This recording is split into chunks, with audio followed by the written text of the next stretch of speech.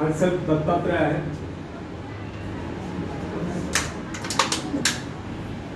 I am the retired principal of Government ITI. Basically, I am electrical engineer. I have been worked as an electrical engineer at Koyna Hydroelectric Project for 2 years. 1 year at Chandrapur Thermal Power Station. Then after I joined the Government Technical College and worked as a lecturer for 13 years. Meanwhile, I have completed the degree of AMI by appearing the self-study, appearing the exams of Institution of Engineers, and on that basis I get selected as a principal through MPSC and worked as a principal to various government ITIs in Maharashtra for 22 years and retired in August 2019. And this is my hobby to deliver motivational speeches to Indian youth. So today I am delivering my motivational speech on self-reliance, means आत्मनिर्भरता. तो friends, ये जो मैं विचार देने वाला हूँ, ये बहुत महान ऋषि के विचार है. इसमें किसी का मन दुखाने का सवाल नहीं है. ये बहुत बड़े ऋषि ने लिखे हैं, वही विचार लेकर मैं सब कुछ दे रहा हूँ, जिनमें स्वामी विवेकानंद जी का भी कुछ योगदान है. ऐसे विचार है. तो फ्रेंड्स, पहले एक शेर सुनाता हूँ, बाद में कंटिन्यू करता हूँ.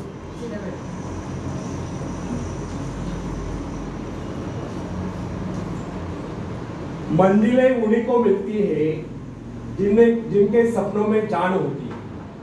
मंजिलें उन्हीं को मिलती है जिनके सपनों में जान होती है. पंख होने से कुछ नहीं होता यारो, पंख होने से कुछ नहीं होता यारो, हौसलों से उड़ान होती है, हौसलों से उड़ान होती है. धन्यवाद. तो फ्रेंड्स,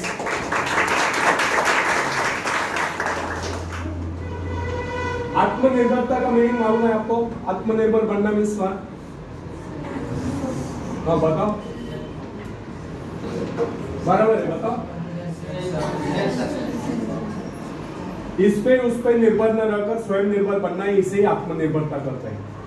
तो फ्रेंड्स, आत्मनिर्भर बनने की क्षमता वास्तव में हर व्यक्ति में होती है, परंतु बहुत कम लोग ऐसे होते हैं जिन्हें अपने ऊपर विश्वास होता है. दूसरों का सहारा ढूंढना तो उनकी आदत सी बन जाती है. ये बात हमें कभी नहीं भूलनी चाहिए. दूसरों के सहारे चलना तो बड़ा आसान है, किंतु इससे हमारी रही सही शक्ति क्षीण हो जाती है. मस्तिष्क और योग्यता, इनका जितना उपयोग किया जाएगा ये उतने बढ़ेंगे, इनका उतना ही विकास होगा. एक विडंबना है कि अपने आप कुछ करने की बात तो जैसी लोगों के मन में आती नहीं. कुछ लोग अपने आप एक ही काम करते रहते और वह है अपने बदनसीबियों का रोना रोना या दूसरों के आस रहकर उनके गुणगान करना. ऐसे लोग जिन्हें सदा दूसरों के बल पर विश्वास होता है, वे केवल पिछलकों की संज्ञा पाकर निंदा के पात्र बने रहते. ऐसे लोग अपने आंतरिक शक्तियों का भी लाभ नहीं उठा पाते. फ्रेंड्स, ये समझना, आप यदि जन्मजात नेता नहीं है तो ऐसे रहो.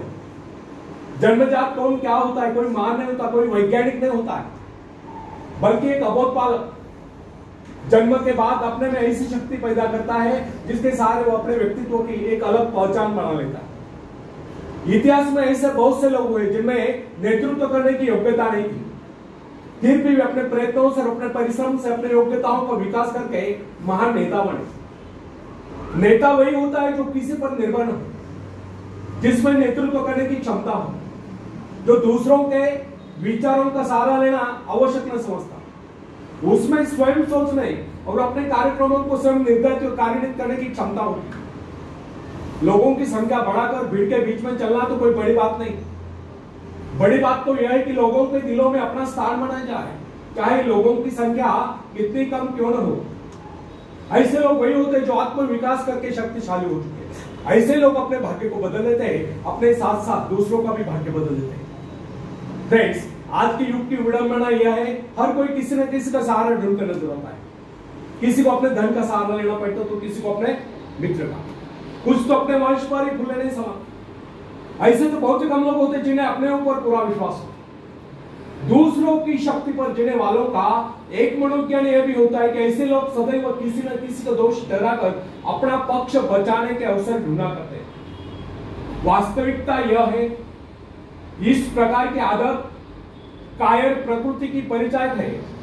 आत्मनिर्भर बनिए, आत्मनिर्भर बनने की आदत डालिए।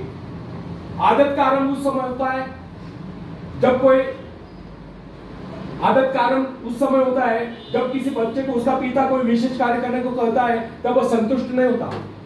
लेकिन जब वह अपने ढंग से उसी कार्य को करता है और उसे पूरा करने के लिए संघर्ष कर विजय प्राप्त करता है, तो उसके चेहरे पर खुशियों की लहरें थिरकते नजर आती है। इस प्रकार की विजय की भावना उस बालक को शक्तिशाली बनने का एहसास दिलाती है। फ्रेंड्स, स्कूल की शिक्षा या कॉलेज की शिक्षा केवल व्यक्ति की व्यवहार कुशलता और योग्यताओं की वृद्धि नहीं करती, यह तो व्यक्ति के हाथ में औजार थमा देती है। इस औजार का सही इस्तेमाल करना आदमी को स्वयं ही सीखना पड़ता है।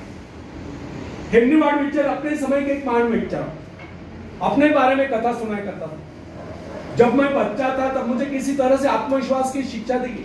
मुझे ब्लैक बोर्ड के पास भेजा जाता। मुझ में शंका और संदेह होने का रोक था। मेरे टीचर मुझे बार बार कहते इस पाठ को अवश्य पढ़ ले। उनके स्वर में काफी क्रोध हुआ करता था। उनका यही कहना था कि हमें केवल प्रश्नों के उत्तर चाहिए। यद्यपि उन शिक्षकों का यह व्यवहार कठोर ही प्रतीत होता था, किंतु इतने सारे बच्चों को सीधी राह पर लाने के लिए उनका यह व्यवहार उचित ही था। और इस व्यवहार का ही नतीजा था, 1 मास से भी कम समय में विधि ने मन मैं उन सभी सवालों के जवाब निकलने लगा जो मुझे सबसे कठिन लगता था। एक दिन मुझे ब्लैक बोर्ड पर एक सवाल हल करने को कहा। जैसे मैंने सवाल कॉल किया, टीचर बड़े कठोर अंदाज में बोले, बिल्कुल गलत। अब मेरे पश्चात उन्होंने किसी दूसरे छात्र को बुलाकर उसी सवाल कॉल करने को कहा। उसने उसी तरीके से सवाल कॉल किया जिस तरीके से मैंने किया था। मेरा उसका जवाब एक था। फिर टीचर उसकी पीठ थपथपाकर बोले, शाबाश, तू तो इस सवाल कॉल करने में सफल हो गया। अब मुझसे रहा गए। मैंने तुरंत खड़े होकर पूछा, टीचर, यदि इसका और मेरा जवाब एक है, सुलझाने का तरीका है, फिर आपने मुझे डांट कर गलत क्यों कहा? तब टीचर बोले, यह बात तूने पहले क्यों नहीं कही जब मैंने तुझे गलत कहा? फ्रेंड्स, केवल पाठ को याद करने से कोई मतलब नहीं। हमारे भीतर ये दृढ़ विश्वास होना चाहिए कि जो कुछ हमने याद किया उसे कोई काट नहीं सकता। इसे ही आत्मविश्वास करते हैं। और जिनमें ये आत्मविश्वास होता है वही तर्क दे सकता है, वही बस यानी कि चर्चा कर सकता है। लेकिन जिसे स्वयं अपने ऊपर ही विश्वास न हो, वो क्या तर्क करेगा? उसके तो अच्छे कार्यों को भी अगर हमने गलत कहा तो उसे यही समझ लेना होगा, हो सकता है वो गलत हो। फ्रेंड्स, मनुष्य को भ्रम होता है कि अकेले काम करने से अच्छा किसी दूसरों की सहायता लेकर काम करना होगा। परंतु अपने ऊपर विश्वास करके पूरी लगन से अगर कार्य को किया जाए तो उसमें सफल होने की आशा दोगुनी हो जाती है। हर महत्वाकांक्षा का अर्थ होता है अपनी शक्तियों का परीक्षण करना, लेकिन दूसरों की नकल करना, दूसरों पर निर्भर रहने से व्यक्ति में दुर्बलता ही तो आती है। शक्ति तो हमारी स्वयं की मेहनत करने से आती है। आखाड़े के पास बैठकर हम अपने शरीर को शक्तिशाली नहीं बना सकते, या दूरदर्शन पर एक्सरसाइज प्रोग्राम देखकर हम अपने शरीर को तंदुरुस्त नहीं बना सकते। इसके लिए हमें स्वयं ही व्यायाम करना होगा, स्वयं ही एक्सरसाइज करनी होगी। फ्रेंड्स, यदि आप जीवन में सफलता चाहते हैं तो इसके लिए आपको स्वयं ही प्रयास करना होगा, स्वयं ही उस रास्ते पर चलना होगा जो आपको उन्नति को ले जाता है। और वो रास्ता है आत्मविश्वास का। अपनी शक्ति को पहचान कर आप सफलता प्राप्त कर सकते हैं, या अपनी योग्यताओं को पहचान कर आप सफलता प्राप्त कर सकते हैं। मगर यदि आप ये सोचते हो कि संसार में कोई दूसरा व्यक्ति काम करे और सफलता हमें प्राप्त हो, तो ऐसे कैसे हो सकता है? जो लोग बच्चों को इस प्रकार जीवन क्षेत्र में उतरना चाहते हैं कि वे बिना किसी संघर्ष के, बिना कोई कष्ट उठाए आगे बढ़े, तो वे ऊंट की राह में कांटे बिछाते हैं। संतान को ऐसा बनाना है कि वह किसी भी प्रकार के संघर्ष का सामना करने में अयोग्य हो, तो इसका सीधा अर्थ यह हुआ, वे लोग अपनी संतान का भविष्य शुरू से बिगाड़ रहे हैं। संतान को सुख और ऐश के झूले में झुलाने वाले माँ बाप संतान के सबसे बड़े दुश्मन होते हैं। दूसरों की तो छोड़ो, वे उससे स्वयं को पहुंचाने की जहमत या स्वयं को पहुंचाने के खर्च भी उठाने नहीं देते। बच्चों को भी समझना चाहिए, स्वर्ग जाने के इच्छुक को स्वयं ही मरना पड़ता है। स्वर्ग वही जाएगा जो मरेगा, दूसरा कोई नहीं दे सकता। इसी प्रकार जीवन का सच्चा आनंद वही पाएगा जो अपनी आत्मा की शक्ति को पहचानेगा। फ्रेंड्स, यदि आप किसी कार्य में कामयाबी चाहते हो तो उसके पीछे अपनी पूरी शक्ति लगा देना। नवयुवकों का या नवयुवतियों का स्वभाव होता है सुनना, सीखना, अनुसरण करना।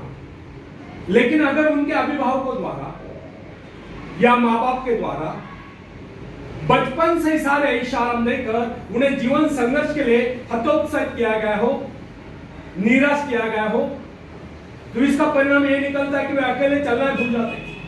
उनकी हालत बैसाख के ऊपर चलने वाली हो जाती है।